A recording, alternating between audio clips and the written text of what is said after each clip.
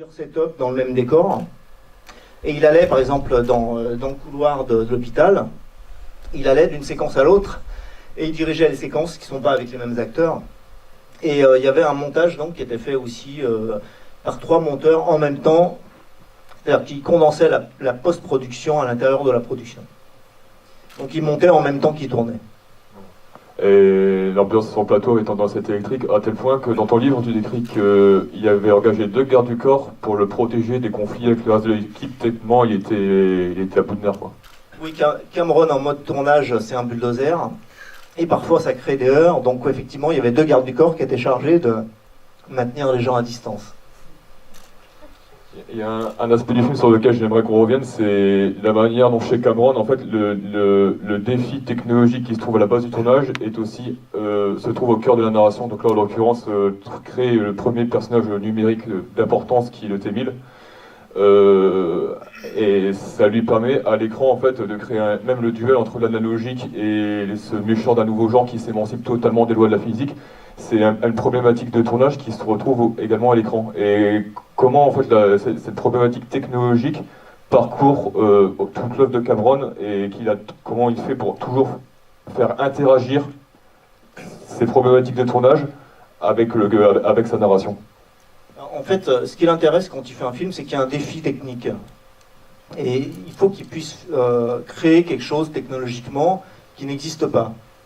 Et si on se rend compte, on voit sa filmographie à partir de Abyss, il ne fait que des films, et il ne crée que des sujets qui l'obligent à créer technologiquement quelque chose. Donc dans Abyss, le défi est d'aller filmer sous l'eau des scènes de dialogue, par exemple, qui sont enregistrées sous l'eau. Là, c'est créer donc un personnage virtuel. Dans True Lies, c'est aller encore plus loin, puisqu'on a carrément des scènes où Arnold Schwarzenegger pilote un Harrier. Donc en un seul plan, on voit ce plan hallucinant à la fin du film où le Harrier descend de haut d'un gratte-ciel et atterrit en un seul plan. La caméra s'approche et c'est Arnold. Titanic, on sait ce qu'il a fait, Avatar, etc. quoi. En fait, je crois que oui, c'est à la base de son cinéma. C'est-à-dire que visuellement, il prend le défi technologique qu'il met au cœur du scénario. Et parfois, c'est l'inverse, c'est-à-dire que c'est le scénario qui crée le défi technologique. C'est très, les deux choses sont très imbriquées. On a, avec Terminator, affaire à une saga. On a eu donc plusieurs volets de Terminator. Le premier et le deuxième réalisés par le même réalisateur. Quelque part, tant mieux, j'ai envie de dire. Et Terminator 2 3D, le Ride, donc Universal, ouais, qui est la suite, en fait, avec Edward Furlong, Robert Patrick à nouveau, Lynn Hamilton aussi. Et la question, c'était en fait plutôt une remarque finalement, c'est qu'on a tendance à dire que en général les suites sont tout le temps moins bonnes que l'épisode originel. Là j'ai l'impression quand même que sur cette saga-là, le volume 2 est pas forcément, je dirais, meilleur que le premier, mais amène au moins une vision complètement différente un petit peu des sensations qu'on a pu avoir avec le premier film. Qu'est-ce que ça te rappelle toi, David, la découverte du premier Terminator ? En fait, le premier est un film de serial killer. Le modèle du premier est Halloween, mais un Halloween, puisque donc on a le Terminator qui tue des femmes qui font l'amour. C'est comme dans les films de Jason, Vendredi 13, etc. Donc on part de ça, mais il transcende totalement le sujet, puisqu'il mélange ça à la science-fiction. Et le croque-mitaine est un robot qui vient du futur. Enfin, vraiment, il complique les choses. Ce qu'il fait avec le 2, c'est qu'il ne refait absolument pas du tout le même film. Donc c'est pas Halloween 2. Il fait un gros film d'action dans lequel qui transcende de la même manière que le premier, avec le sujet, avec les personnages qui sont très développés. Quand on revoit aujourd'hui T2 et qu'on voit comment sont les personnages, à quel point ils sont attachants immédiatement, ça fait très mal ensuite de voir les films actuels où on a un peu de mal à suivre. C'est un gros chewing-gum visuel, je dirais. Et ce qui est intéressant, c'est que c'est un peu comme fait George Miller quand il fait les Mad Max.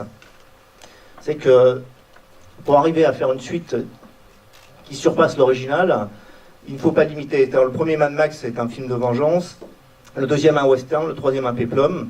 Le quatrième, un road movie. Donc à chaque fois, en fait, c'est un genre différent, même si c'est le même personnage et les mêmes ingrédients qui reviennent.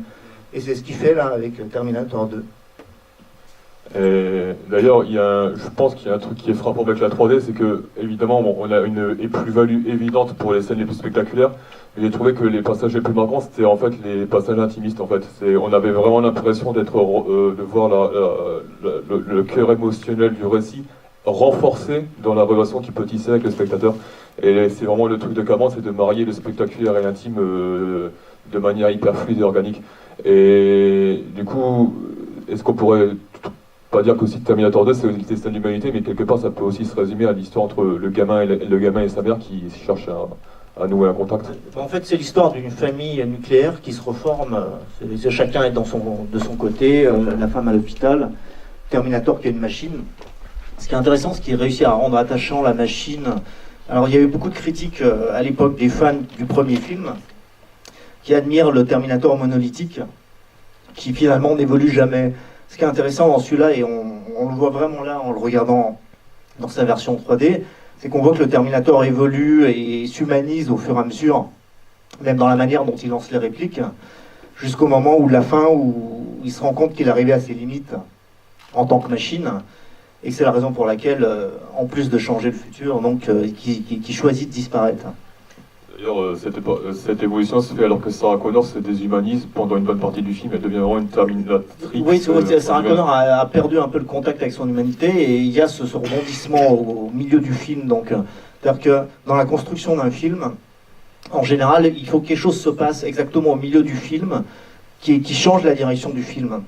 Et cette chose qui se passe, c'est le cauchemar que fait Sarah, qui la pousse à devenir un Terminator et à aller tuer Dyson.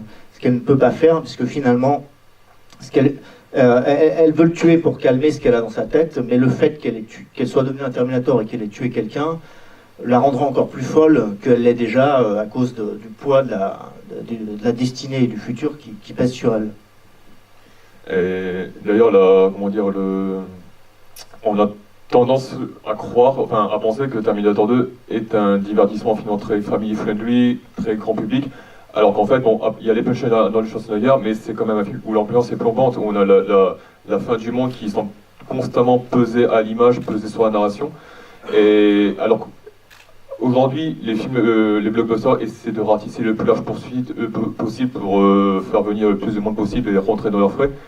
Et comment en 91 on est arrivé à produire un film aussi cher et quelque part pas aussi facile d'accès qu'il en a l'air? En fait, on vivait à une autre époque où on laissait les réalisateurs faire. Il y a une évolution en fait qui a commencé, je dirais, depuis l'explosion des Marvel. Donc le Spider-Man, qui est paradoxal, puisque c'est Cameron qui a failli faire le premier Spider-Man, dans les années 90. Et progressivement, on arrive à un point où les réalisateurs sont interchangeables, et plus le réalisateur a une personnalité, moins on est intéressé de lui donner un sujet. Parce qu'on a peur qu'il déraille, on a peur de ce qui arrive à Chimino sur la porte du paradis. C'est-à-dire que le réalisateur est roi, mais finalement, personne n'est intéressé par le film. Même si le film acquiert avec le temps une certaine patine et devient culte, l'important est le rendement, quoi. Et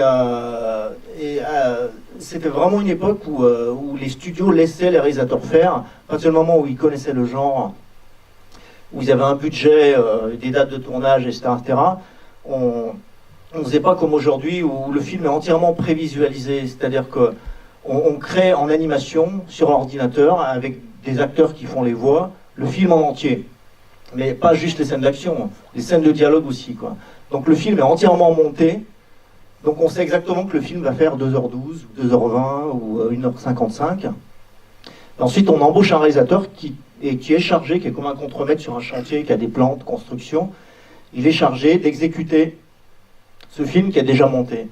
Or, c'est pas du tout la manière dont travaille James Cameron, ou même George Miller, par exemple, qui a fait Mad Max Fury Road, qui est un autre film qui a échappé, qui est passé à travers la passoire du contrôle d'Hollywood aujourd'hui. Eux, ils travaillent de manière très organique, par exemple, les acteurs, aujourd'hui, ce qu'on fait, c'est qu'on travaille avec les acteurs pour faire une scène de dialogue, donc on place les caméras et on refait la scène jusqu'à que la scène soit entièrement réussie. Et c'est les plans censés être les bonnes prises qui sont dans le film au final. Donc le film n'est monté que d'une certaine manière. Or, ce que fait un gars comme Cameron, c'est qu'il tourne et dans une prise ratée, il va peut-être prendre un petit moment qui n'est pas dans la prise réussie, mais qu'il y a quelque chose qui se passe dedans, quoi. Et il va mettre un contre-champ dans lequel il y a un autre petit moment, et en fait il va créer, le monteur va construire un film qui est vachement plus vivant, plus viscéral, où chaque image va, la performance de l'acteur va beaucoup plus parler que si l'acteur l'avait réussi en un coup, en une fois, quoi. Et c'est vraiment, en fait, c'est approcher les scènes de dialogue comme les scènes d'action. Où les scènes d'action, on tourne, et on va garder que des petits bouts qu'on va regrouper ensemble pour former un tout cohérent. Et ça, c'est vraiment une manière que les studios n'aiment pas, parce qu'eux veulent, c'est comme un architecte qui a fait le plan d'une maison, il veut qu'on construise la maison exactement comme elle a été définie, et il n'a pas envie que le chef de chantier décide de changer la chambre de place, ou déplacer l'escalier d'un mètre, etc. quoi. Or, pour moi, le cinéma vivant, le vrai cinéma, est un cinéma où on laisse une certaine latitude, où le scénario finalement n'est qu'un intermédiaire, et que même le tournage n'est qu'un intermédiaire. Le film se fait au montage. Finalement, bon, j'aime beaucoup, il y a des films comme Les Bournes, par exemple, Paul Greengrass, qui échappe aussi à... Greengrass vraiment fait ses films au montage, et il retourne parfois des scènes, etc., quoi. Mais c'est vrai que aujourd'hui, c'est pas... on lisse le cinéma, on le rend très homogène. C'est des produits, quoi. Je dirais c'est de l'eau du robinet, alors qu'eux nous font de la bière, quoi. C'est un bon résumé, en effet. Est-ce que dans la salle, vous aimeriez poser une question à David, une des questions, plusieurs questions, s'il y a des choses à dire, ou simplement peut-être nous donner votre ressenti sur cette version 3D de Terminator 2? On a beaucoup parlé, on aimerait que vous puissiez le faire également, on aimerait que vous puissiez profiter de la présence de notre invité d'honneur ce soir, David, pour échanger avec lui. On le fera aussi après autour d'un verre, mais tant qu'à faire, si tout le monde peut en profiter, c'est peut-être encore mieux. Avez-vous des questions? Avez-vous des choses à dire? Bonjour. Je voulais poser la question, pourquoi spécialement James Cameron n'est pas un autre réalisateur, par exemple? On a plein des cultes. Ah, tu veux dire pour ma passion? Ouais. En fait, ce qui m'est arrivé, c'est la première fois que j'ai vu Terminator, j'ai craqué littéralement, quoi. Et ce film m'a fait un effet que bon, il y a des tas d'autres réalisateurs que j'adorais avant, hein. J'adorais John Carpenter, j'adore toujours Sergio Leone, etc., quoi. Mais ou Walter Hill à l'époque, j'adorais Les Guerriers de la Nuit, quoi. Mais ce qui se passe, c'est que je me suis rendu compte en voyant Terminator que le film frappait pour moi sur... déjà, je voyais un talent évident, alors que je venais voir le film du gars qui a fait Piranha 2, quoi. Et c'est parce qu'à l'époque c'était ça, quoi. Et vraiment j'ai eu un choc à la fois visuel au niveau de la thématique. Je me suis rendu compte que finalement ce que lui confirmait après en interview, c'est que c'est un gars qui approchait un genre qui était à l'époque la série B. Parce qu'à l'époque les films comme Terminator n'étaient pas des blockbusters comme aujourd'hui, c'était pas encore récupéré de cette manière-là. C'était des films à petit budget. Qui n'étaient pas censés être des très gros succès, et il transcende ça avec une thématique, donc il y a une thématique sur la fin du monde, mais en fait il parle des camps, de l'Holocauste, de la déshumanisation de la société, du fait que les machines nous font perdre de vue, s'interposent entre nous, et on le voit aujourd'hui vraiment où tout le monde ne communique plus qu'à travers les téléphones. Et non, ça m'a fait un choc. Il y a l'imagerie punk, parce que j'adorais, par exemple, Mad Max New York 1997, dans lequel il avait fait les effets spéciaux. Donc il y a tout un flash que j'ai eu qui est fait. Je me suis dit, voilà, ce gars va devenir un réalisateur énorme. Et à l'époque, j'étais plutôt la risée de mes collègues journalistes, qui eux prenaient ça vraiment pour... je me souviens de Christophe Lemaire qui avait fait une critique dans Starfix en disant que c'était des maquettes sans Kukai, toutes pourries dans Terminator. Et ouais, en fait, les gens avaient du mal à voir... et je crois que beaucoup de gens se sont réveillés après Abyss. Puisque ce qu'il fait, c'est qu'il fait vraiment deux séries B, hein, c'est Terminator et Aliens. Et avec Abyss, tout à coup, il a des moyens, mais 3 ou 4 fois plus élevés. Et il prend un vrai défi technique, hein, parce que ces deux premiers films sont de bricolage. À partir de Abyss, il prend un défi technique et il fait des images qu'on n'a pas vues mais qui sont impossibles à faire. Je me souviens la première fois que je vois Abyss en 70 mm à Paris, je me suis dit mais comment il a fait ces plans, quoi. Et à partir de là, en fait, là les gens commencent à se dire ah ouais, ce réalisateur a quelque chose, quoi. Mais moi ça c'est un truc que j'ai ressenti tout de suite dans Terminator, dans la scène de la discothèque, ce plan où elle fait tomber la canette, elle se baisse et tout devient au ralenti.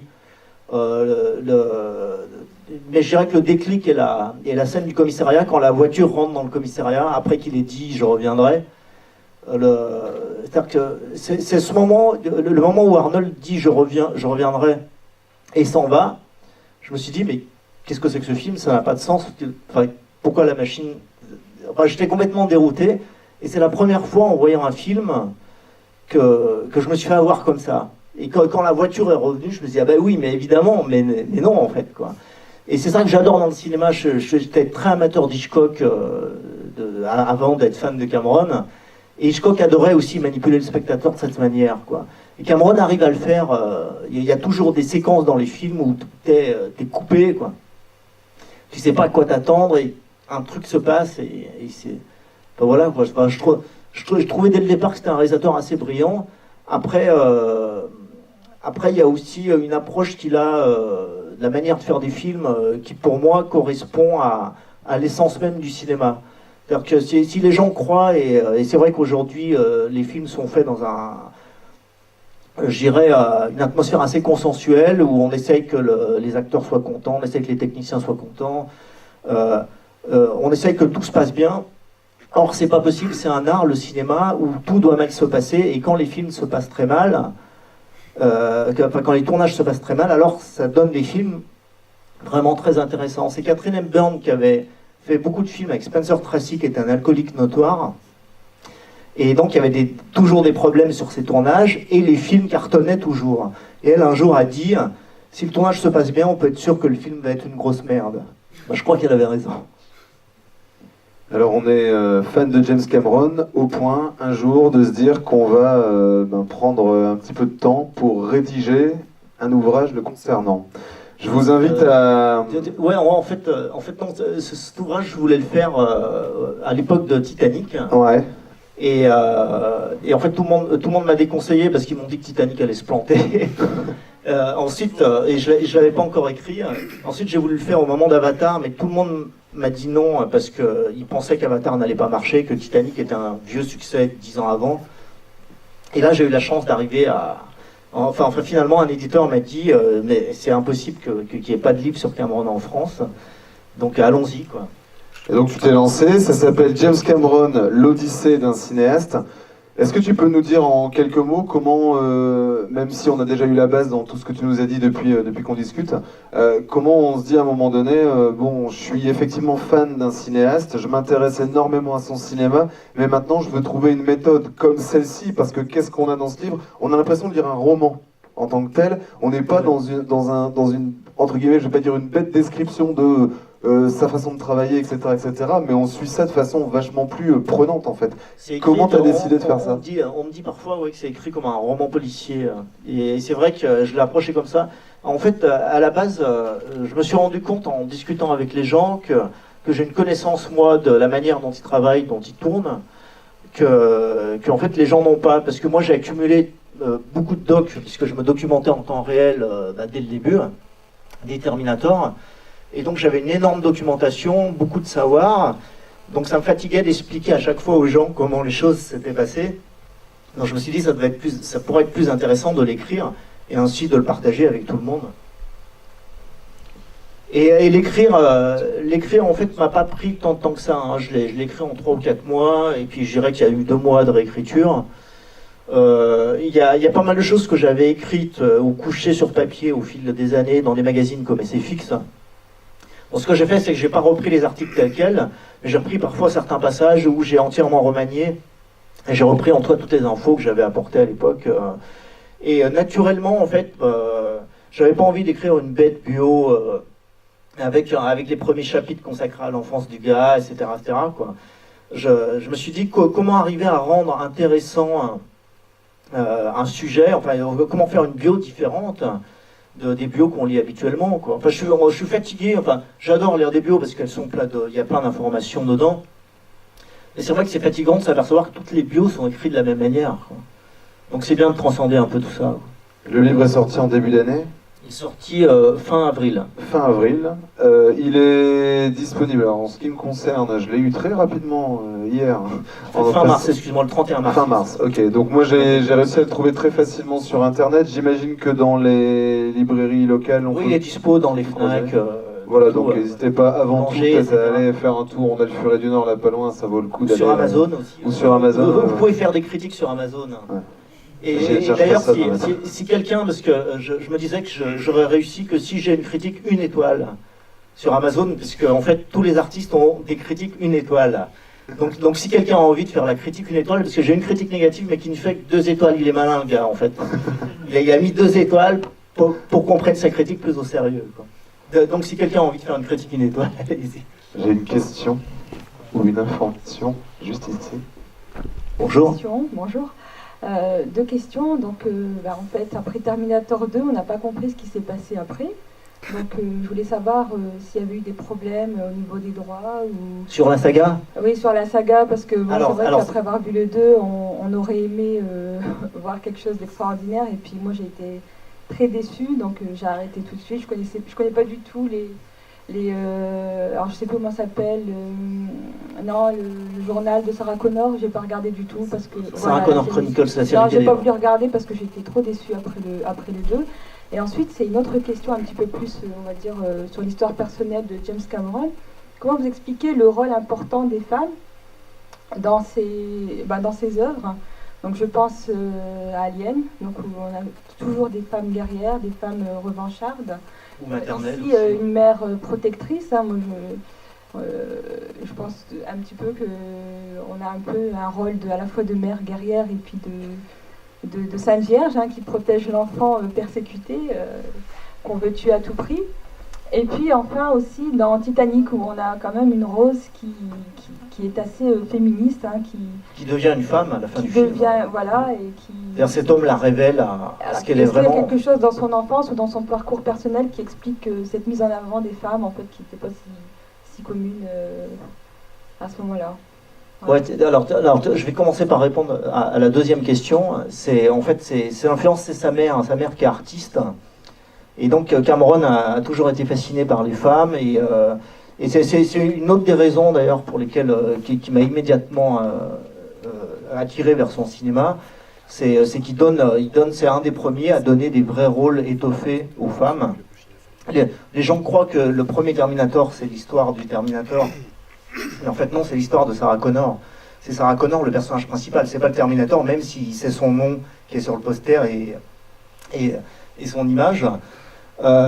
C'est naturellement donc et puis il s'est dit pourquoi il n'y a pas tant de rôles que ça pour les femmes Hollywood, donc pourquoi ne pas et puis il y a aussi une facilité pour lui à écrire, c'est-à-dire qu'on a tellement écrit des rôles d'hommes durs à cuire, etc. C'est très intéressant de faire la même chose pour les femmes, c'est-à-dire de renverser un peu les genres, et aussi ses influences étaient Halloween et Alien, quand il a débuté. Dans Halloween, donc, on a Jamie Lee Curtis, qui est une femme qui survit, et Alien, de la même manière, en fait, parce que pareil, c'est 2 films de psycho-killer, finalement, dans lesquels une femme est survivante à la fin, et cette femme devient le centre des films suivants, donc de Aliens, c'est lui qui l'a fait dans ce cas-là, ou Halloween 2, pour Halloween, quoi. Et pour la première question, c'était quoi déjà? La saga Terminator. Comment la saga s'est trouvée? Ah oui, alors ce qui s'est passé, c'est que pour arriver à faire le premier Terminator, il a vendu les droits à sa productrice $1. Et ils ont fait une feuille de papier qu'ils ont signée tous les deux, et la feuille disait qu'elle ne pourrait produire le film que si lui le réalise. Parce que quand il a écrit ce scénario, tout Hollywood voulait acheter le scénario, mais sans lui, parce que lui, il avait fait Piranha 2. Et il savait que s'il vendait le scénario, on lui a offert beaucoup d'argent pour le scénario, mais il savait que s'il le vendait, 2 ans après, il n'aurait pas d'argent à nouveau, et il serait revenu à la case départ, et il aurait du mal à vendre des scripts, etc. quoi. Donc il s'est dit que le seul moyen d'arriver à lancer sa carrière. Et d'ailleurs, donc finalement, quand je dis qu'il joue sa carrière à chaque film, c'est que pour Piranha 2, sa carrière était finie. Quand il a fait Terminator, si le film n'était pas bon, sa carrière serait finie à nouveau. Aliens, la même chose, puisque c'était la suite d'un classique quand même. Donc les gens l'attendaient au tournant, etc. etc. quoi. Et ce qui s'est passé donc, dans le cas de Terminator 2, un producteur a réussi, en fait, il a mis du temps à faire Terminator 2 parce qu'il ne s'entendait pas avec le studio Orion, j'en parle dans le livre. Le studio a un peu saboté la sortie du film et le film aurait rapporté beaucoup plus d'argent s'il avait été bien marketé. Donc lui, ils n'ont pas réussi à s'entendre sur le 2. Il y a eu plusieurs permutations de scénario du 2 jusqu'à qu'on arrive à celle-ci. Et finalement, c'est un producteur, Mario Kassar, qui a racheté les droits et qui a réussi, à coût de millions de dollars, à les récupérer. Ensuite, quand Cameron il voulait faire Terminator 3, Carolco, la boîte qui a produit Terminator 2, avait coulé, mais Mario Kassar a racheté les droits. Et Mario Kassar a voulu dicter à Cameron ce qu'il fallait faire pour Terminator 3. Et Cameron a dit non, je veux pas de scénario d'un autre. Ça m'intéresse plus, quoi. Je veux pas travailler pour quelqu'un d'autre. C'est moi qui ai créé cet univers, c'est moi le chef. Donc si tu veux faire le film, une suite même avec Arnold, écrite par quelqu'un d'autre, réalisée par quelqu'un d'autre, éclate-toi. Mais moi je n'ai plus rien à voir avec ça. Donc à ce moment-là, il venait de finir Titanic. Il s'est concentré sur les documentaires et puis Avatar. Ensuite, il y a Avatar est arrivé. Mais là, les choses vont changer puisqu'il a finalement récupéré les droits. Puisqu'il y a une loi en fait qui dit qu'à partir d'un certain laps de temps, quelqu'un qui a vendu les droits de quelque chose qu'il a créé peut les récupérer. Et c'est ce qui arrive à Cameron en 2019. Et le producteur qui a les droits, David Ellison, a discuté parce qu'il connaît Cameron, donc ils ont discuté, et puis ils se sont dit que plutôt que d'attendre 2019, autant commencer à travailler ensemble maintenant. Et c'est pour ça que Cameron donc, va produire une trilogie, qui est la suite directe de Terminator 2, avec Linda Hamilton qui revient dans le rôle de Sarah Connor, Arnold qui revient, et qui va un peu effacer les trois films de fan-fiction. Moi je l'appelle la fan-fiction trilogy, c'est-à-dire que c'est des films qui sont sympathiques, si on les prend comme des films de fans. Voilà. J'aimerais terminer par une dernière question. Ça va toujours sembler évident, et encore plus ce soir, le revoir dans ces conditions, que pour moi Terminator 2 c'était le film qui, quelque part, qui emmenait tout un certain cinéma des années 80 et l'inscrivait dans la... C'est Billy Idol là aussi. Ouais. Et l'inscrivait dans la grande histoire hollywoodienne, avec les grands cinéastes, les David Lean, les John Ford, tous ces mecs qui ont bâti des fresques énormes. Et c'est comme si c'était lui, Cameron, qui, avec Terminator 2, faisait passer ce cinéma des années 80 dans cette grande histoire avec un gros H, quoi. Est-ce que tu penses qu'on peut définir Terminator 2 comme ceci, surtout quand on considère l'influence énorme qu'il a pu avoir sur les blockbusters toujours 25 ans après, quoi? Oui, alors je dirais, pour moi les années 80, c'est intéressant parce que vous êtes très fan aussi de ces films-là. Je dirais qu'il y a une fenêtre où le cinéma musclé existe et dans lequel donc Cameron est assez emblématique puisqu'il a quand même, il fait Terminator, il a écrit Rambo 2. En fait, cette fenêtre commence avec le premier Rambo, pour moi, et il se termine avec True Lies. Donc en gros, on a à peu près 13 ans dans lequel les musclores cassent tout à l'écran. Et c'est l'éclat total, et en fait on prend des gens parfois qui ne sont pas acteurs ou qui sont limite d'être acteurs même, comme Arnold à ses débuts, qui quand même n'avait pas fait grand chose avant. Il avait fait Conan, mais sinon c'était Hercule à New York et puis plein de petites apparitions, mais c'est un acteur très limité, et je pense que ce que fait Terminator 2 là-dedans, parce que pour moi c'est True Lies qui est le chant du cygne de cette période. Ce que fait Terminator 2, c'est qu'il se pose un peu en axe, c'est-à-dire qu'on est à cheval entre le cinéma musclé et le cinéma de super-héros qui va arriver après, et c'est pas un hasard que Cameron à ce moment-là est en train pour parler avec Stan Lee pour produire X-Men, que Catherine Bigelow devait réaliser, qui était sa femme à l'époque de Terminator 2, et Cameron était en train d'écrire un scénario de Spider-Man. Donc en gros, s'il n'y avait pas eu les problèmes juridiques dont je parle aussi dans le livre, c'est lui qui aurait lancé l'univers Marvel. Et l'un dans l'autre, c'est les deux films finalement qui lancent l'univers Marvel sont X-Men, qu'il a failli faire, même si c'est pas plus du tout le même scénario, et Spider-Man de Sam Raimi, qui s'inspire énormément de l'approche que Cameron avait décidé, parce que Cameron voulait faire un film de super-héros réaliste. Alors, son idée était, on va filmer Spider-Man comme quelqu'un le filmerait s'il existait dans le monde réel et qu'on voyait passer. Et c'est un peu l'approche qu'a Rémi, même si effectivement Rémi rajoute un peu sa touche, on a quand même une approche qui est très, je dirais, crédible. Alors que le film de super-héros à l'époque, c'est Superman, c'est le premier Batman de Tim Burton, on est assez dans le baroque ou le fantastique absolu, quoi. Le temps passe très vite. Ce que je vous propose maintenant, c'est déjà de commencer par remercier énormément David d'être présent avec nous ce soir et d'avoir passé... C'est moi qui vous remercie d'être venu. C'est génial de voir autant de gens qui viennent amateurs de vrai cinéma. Ouais. Et ce que je vous propose, c'est qu'on se retrouve dès maintenant.